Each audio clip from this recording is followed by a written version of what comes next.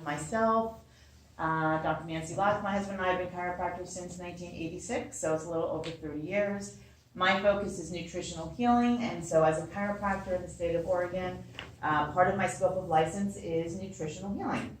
And when I went back into practice, I have 4 children. She's my only girl. She's working at the office now for a little while. When I went back into practice after raising my kids, kind of being in and out of practice. Every time I go back to practice, I get pregnant. And I'm like, okay, I guess I just need to stay home with the kids. I get the message. So had 4 kids, and my 4th just went off to college. So after not working so much, I came back into practice in 2007 and decided, since I had learned this work, the nutrition work that I do, that I would focus 100% on the nutrition work. Since my husband's in the office as well, he can do chiropractic and whatnot, so it works out really well. So that's why I do what I do. It's because I can, and it's my passion to help people with nutrition. I first started, I have a couple little props here which are kind of fun. I first started realizing, well, it was actually not started realizing, I had this revelation that nutrition was amazing when I was 17 years old in Brooklyn, New York. That's where I grew up, on a city bus with this book. It's this old because it's the original book. No idea where this book came from, why I was reading it. Fast forward, I know why. It's called Mega Nutrients for Your Nerves, and it's by a medical doctor, and he was talking about how nutrition could actually help. He did some studies in a mental hospital with schizophrenics, and they noticed that when they stayed off, or they would put them on fasts, I guess, and they wouldn't have any outbreaks. They were like normal. And then when they would eat certain foods, yeah, sometimes it was candy, but sometimes it was just kind of healthy type of food like bread or something like that, they would go into a full-on schizophrenic attack. And I read that and I'm like, oh my gosh, that's absolutely amazing that nutrition can have such an impact on someone's health. And then when I was in college, I read this book, Poisons in Your Body, How to Get Rid of Poisons in Your Body. It talks all about all the poisons in our food and everything else. So I started really getting into health and nutrition and reading ingredients and driving my mother crazy doing so. And I was on this whole path. And I actually was on the path to go to medical school, but as I got more and more interested in holistic healing and really wanting to be able to address the underlying cause of issues and not just suppress the symptoms with drugs, a medical school no longer felt like the right fit. And so I did end up finding out about chiropractic from someone who actually had been in medical school for a couple years and then left to become a chiropractor. So I found out that can really give me the education I was looking for. So graduated in 1986, fast forward to 2006, I found the nutrition work that gave me the training to be able to address specific nutritional needs for each specific person. And that's why what we do here in this practice is so effective for helping people. And you won't have to, but any of you that are here that have experienced any kind of benefit from the work that we do here, maybe later tonight it'll work out to just have you give a quick 1-minute sharing just so that people who are new to this can hear from different people. It helps you with a lot of different things. I always knew that if I wasn't able to address people specifically with what was going on with them, then I was just going to be a guessing game. Try this, try that, and I didn't want to do that.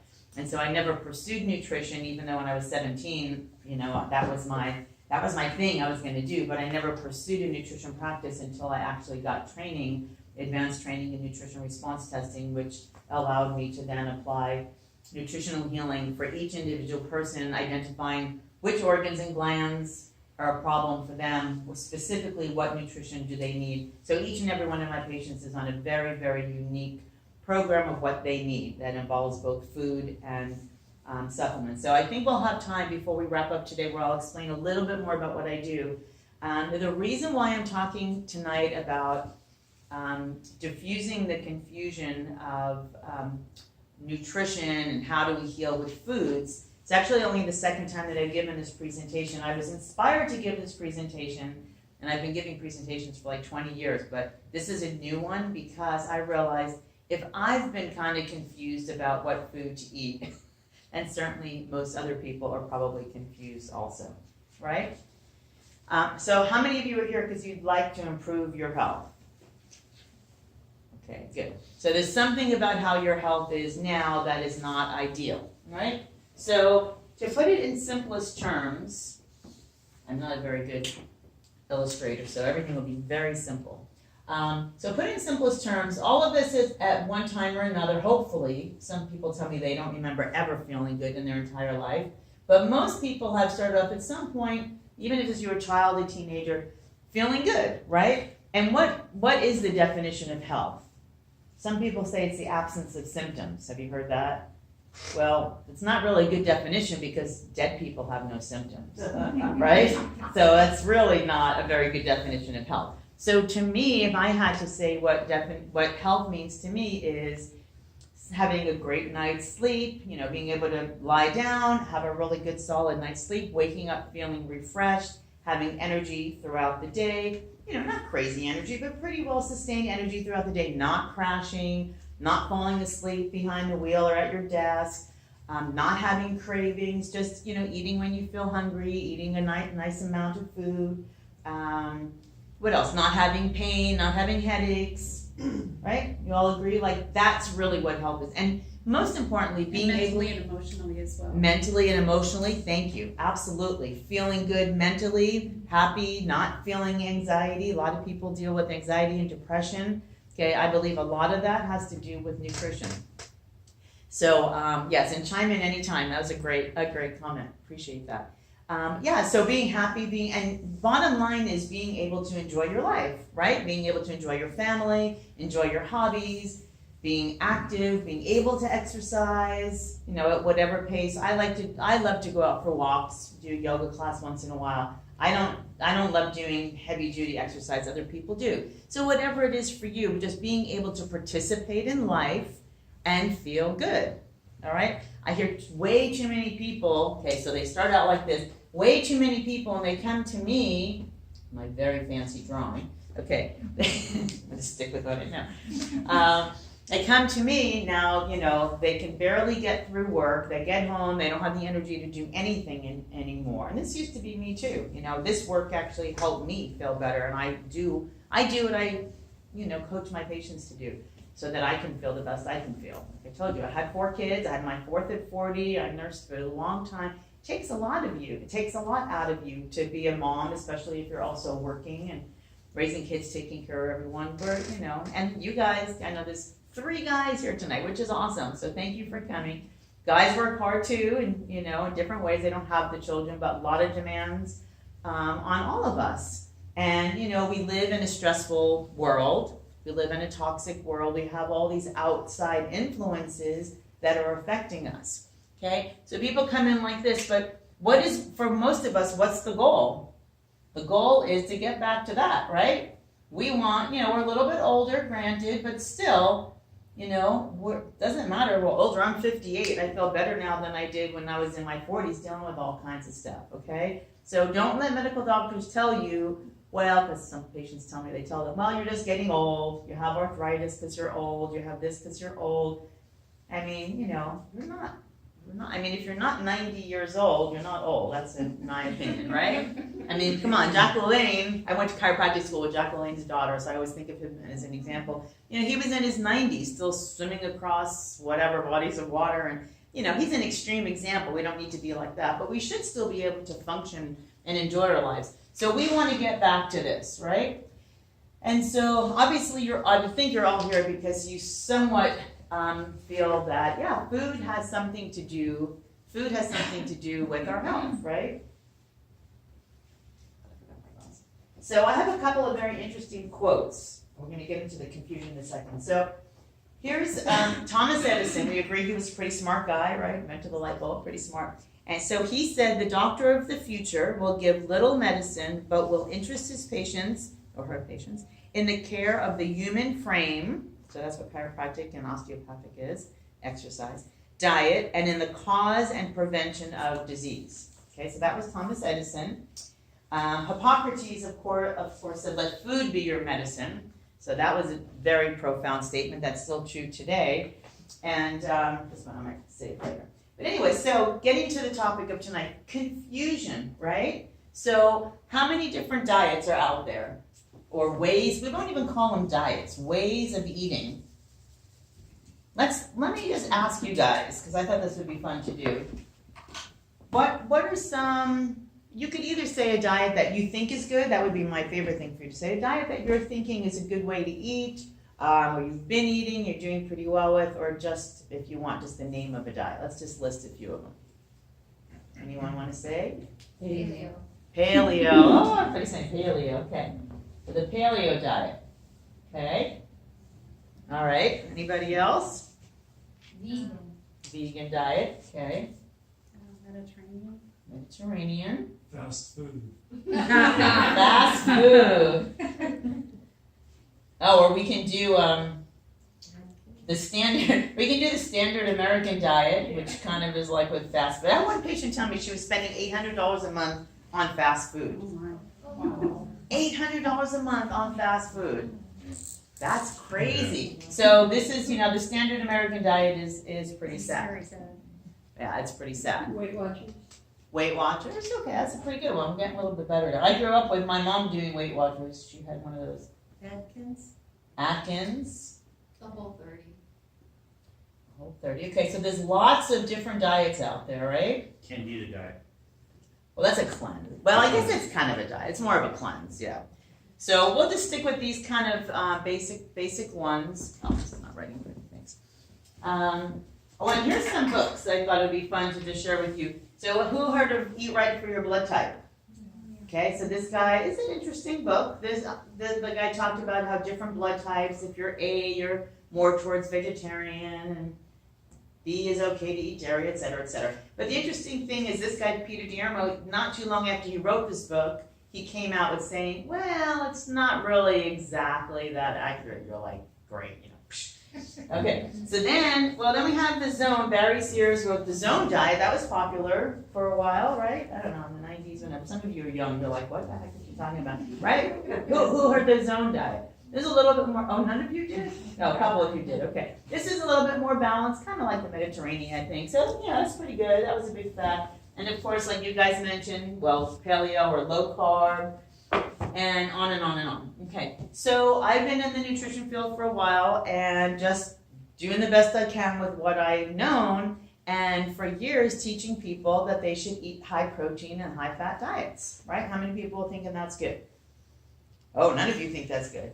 And if you raise your hand, do you think high protein, high fat is good? I did for up until kind of recently. I used to think. Used to think. They're all But- like, but not now. I don't know. I'm sure I said. What's that? High protein with a little fat. Okay, I'm so glad you said that. So high protein with a little fat. So I've been doing some reading from these fabulous books right there, and actually, this makes a lot of sense. All protein has a lot of fat. All protein. Okay, even a lean piece of chicken breast still has a lot of fat. Even nuts and seeds, high in fat. Okay? And the problem with all of this stuff is that it's really hard on our livers. So I'm going to kind of put that piece of information aside. But since you mentioned that, so I've been telling people, oh yeah, do the low carb thing. And so I did the low carb thing. And at first, you know what? I felt great, right? And if you do that at first, you really cut down the carbs and you had a lot of energy and you lost weight. That's what happened to me. I thought, this is great. What happens after years of doing that, and I know this because I did that for about 6 years, your energy starts going down and your weight starts coming back on. And I'm like, what is happening? What? Anyway, and then, but you think you're just going to keep doing what you've been doing because it worked, and you think it must be something else. Maybe my thyroid is crashing, or maybe I'm just getting older, or my adrenals, or blah, blah, blah, whatever. You just don't know why all of a sudden it's not working as well as it was. So in reading these books, and if you haven't read any of them, take pictures of them, get them on Amazon. They're the real deal, because this guy is cutting through all the fads and all the BS and getting back to, guess what?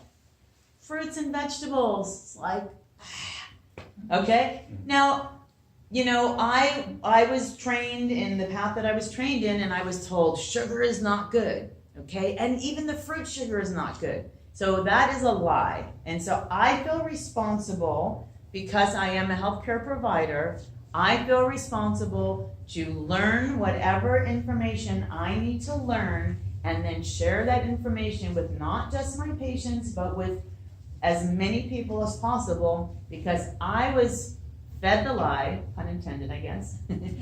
I was fed the lie that we shouldn't be eating fruit because it's too much sugar.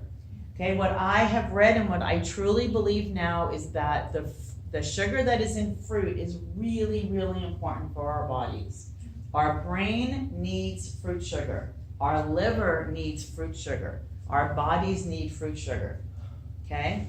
Yes. So I thought there was a difference between like candy sugar and fruit sugar, and I saw another dietitian for my diabetes, and I was told that it's the exact same sugar. Your body processes it the same, and it acts exactly the same inside your body, and it Well, I totally disagree. That's what they go by. And a friend of mine, anyway, years ago, a good friend of mine, her son came down, he ended up with diabetes type 1 right after getting a measles vaccine, and because that happens sometimes, and they...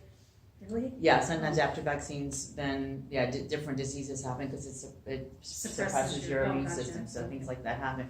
Anyway, the point is that he had a pump, an insulin pump, and the doctors would tell him, whether you eat candy or this or that, whatever kind of carbs you eat, doesn't matter, just, turn it up so you have more insulin.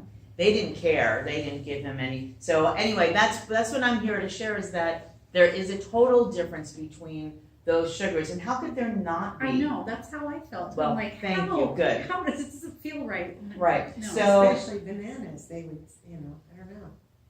right. So bananas. So I will share with you. Bananas. They say. When I used to be one of the that's way too sweet. Don't ever eat bananas. And I actually had trouble eating bananas for quite some time because I was eating a high protein diet, and my liver couldn't. I understand this now. I didn't know then. My liver could not process bananas because it had so much, it was so sluggish from all the meat I was eating and all the butter I was eating and the bacon I was eating and all the stuff I was eating, thinking it was good for me, that I would eat some fruit and I just wouldn't feel good, And I was like, I can't really eat that.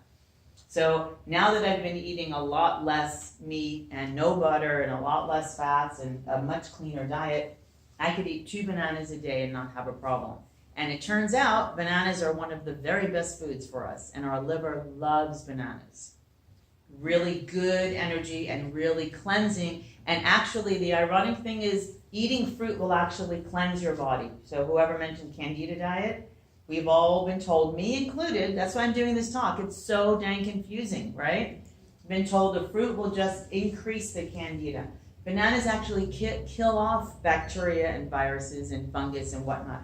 So fruit helps to cleanse our body. So why do some people feel bad when they eat fruit?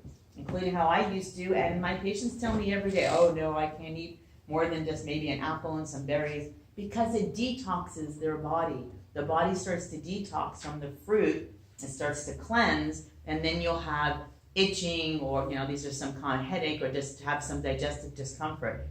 So what I found is that I needed to wait until I didn't really do this on purpose. It was just kind of a natural transition. That's how I do things. I don't do any dramatic, I'm just eating like that. It doesn't work for me, and I don't like to teach people that. So very gradually, I was eating a lot less meat and a lot less fat while I was integrating fruit. And then pretty soon I was eating more and more fruit. I was feeling better. And that weight that had crept on dropped off about, it was maybe 6 weeks, give or take, after changing my diet and eating less meat, less fat, and more fruits and vegetables, lots of salads. I love salads for lunch and whatnot. The scale started moving, and honestly, I started seeing numbers I hadn't seen for quite some time.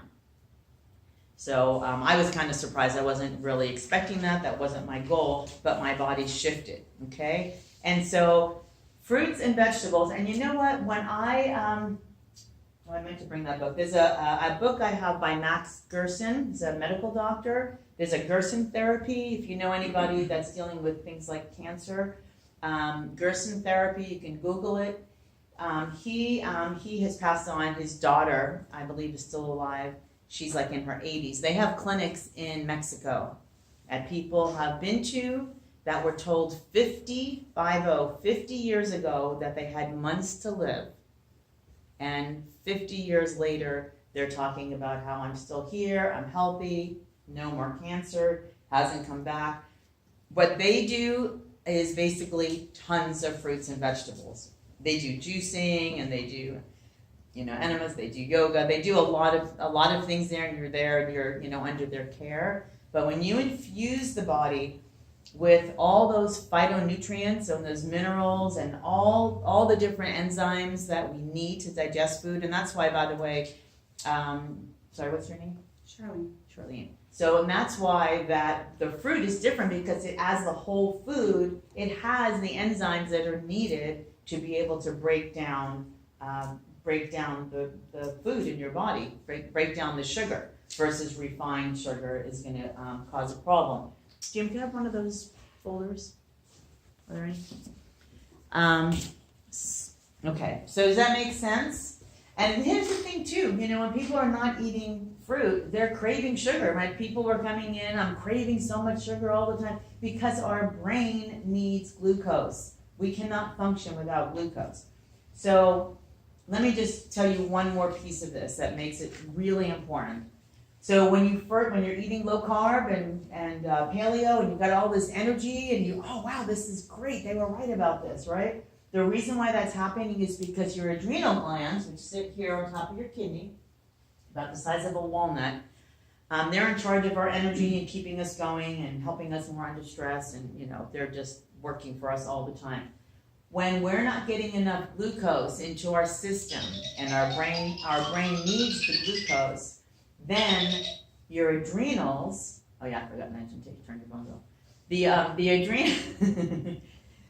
The adrenals then are constantly in like a state of an alarm, like constantly send glucose, otherwise we wouldn't be able to function. So that's why we have more energy. You're like, whoa, this is so much more energy. It's really a false energy. It's like, drinking 20 cups of coffee or something like that, because your adrenals are overworking, which then puts a strain on your liver, puts a strain on your pancreas, and it causes, I don't want to get too involved, but it causes things like insulin resistance, which then causes diabetes.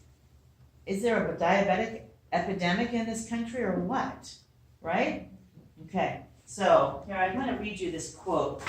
Okay, this is a quote by Roiling, is the founder of Standard Process. It's the whole food supplements that I carry in my office.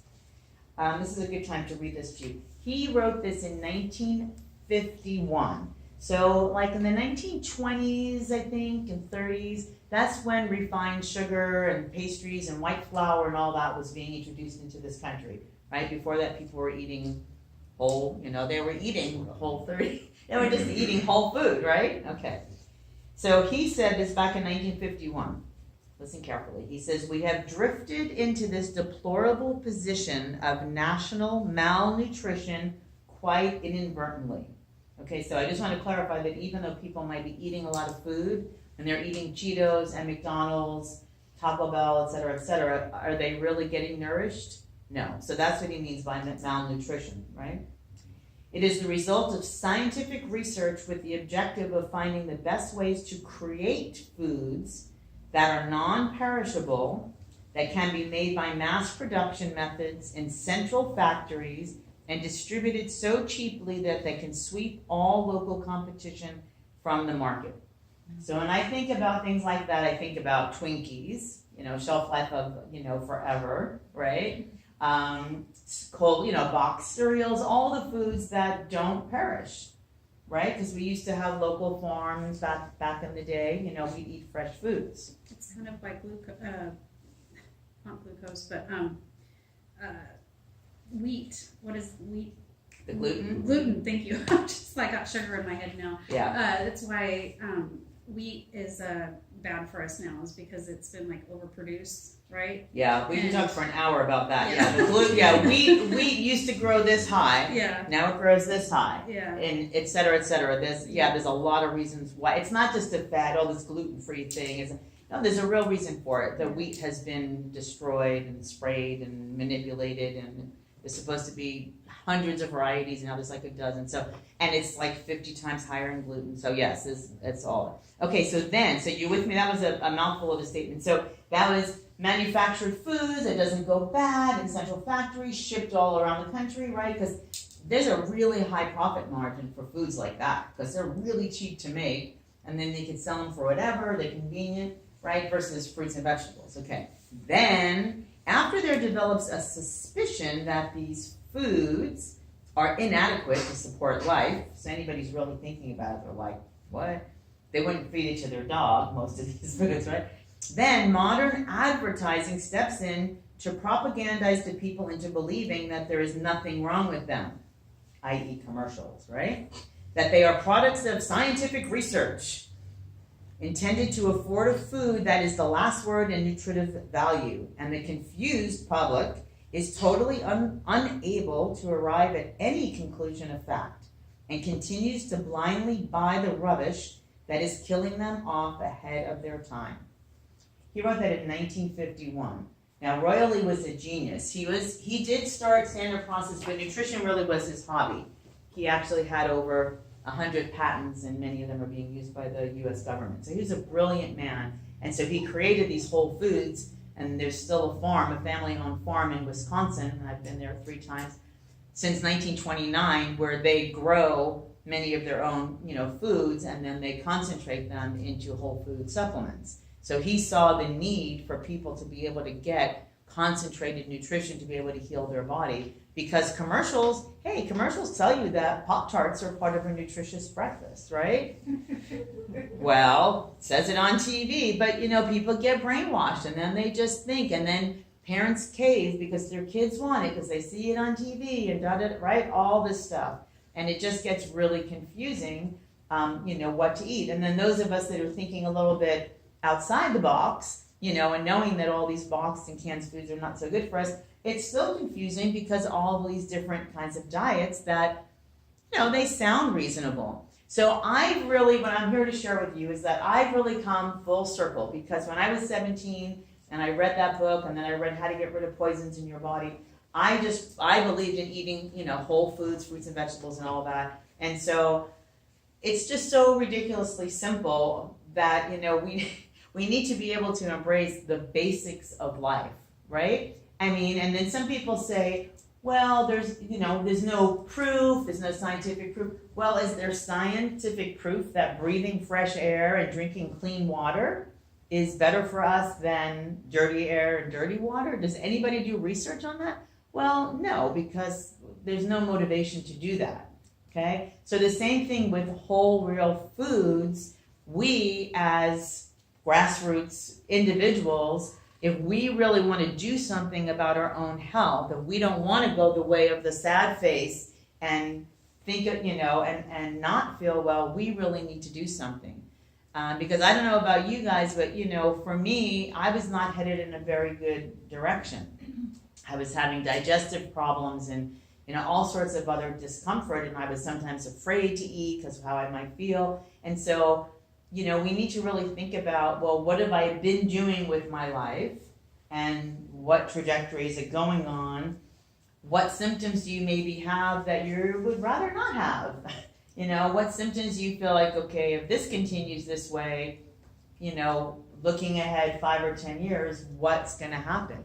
So we need to know, number one, that there is something we can do about it. Our bodies are designed to heal, which is just an incredible gift that our bodies do heal. You think about if you get a little cut, then a couple of days, it should be all healed up. Same thing happens internally. Our bodies are constantly renewing cells, and every 4 months, we pretty much have all new red blood cells. So we have the opportunity to restore our health, even if it's gone a way that we don't like it, okay? But it's a hard thing to do, right? It's a really hard thing to do. And, it's really helpful to have somebody help you, somebody who's kind of paved the way, whether it's me or someone else, whatever you want to do. I worked with somebody too, because I needed guidance, I needed encouragement. And, life sometimes gets really hard, especially when you're not feeling good.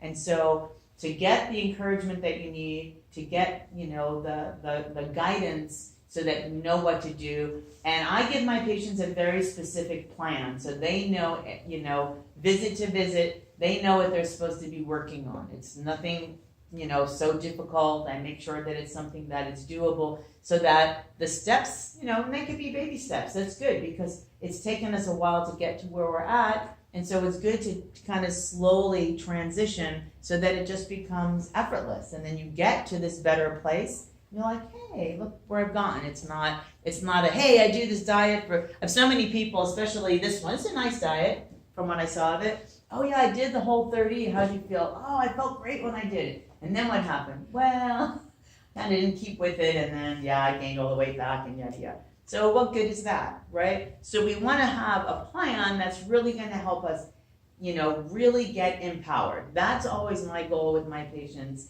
is to help empower each person, meet them where they're at, to help them be successful, so then they can be healthy for the rest of their lives. And a lot of the stuff then trickles down to other family members. We just had someone, as they were checking out, said, oh yeah, my husband has been eating the way I'm learning from you, and some lab number went way down. It was like way better. So, if you have kids or, spouses or, even, friends and whatnot, just sharing with them, hey, just making better choices, getting back to the fruit. When you're able to eat fruit every couple of hours, and have a nice juicy apple or some berries, and if I feel like eating something sweet, I'll eat a date. When you eat like that, there's no reason for cravings, and so it's really important that we eat healthy, balanced meals. And I think that for a lot of people, it's kind of a relief, I would think, because it's so confusing. You can just get back to, I could eat lots of fruits and veggies. And by the way, fruits are obviously very plentiful, and there's a bazillion different types of fruit, all different colors and different nutrients. But my understanding is there's a lot of fruit being thrown out because people are kind of shying away from it. Ooh, too much sugar, And yet those people are probably eating cookies and cakes and soda, but they're not eating fruit. So, you think about it, it gets a little bit crazy, right?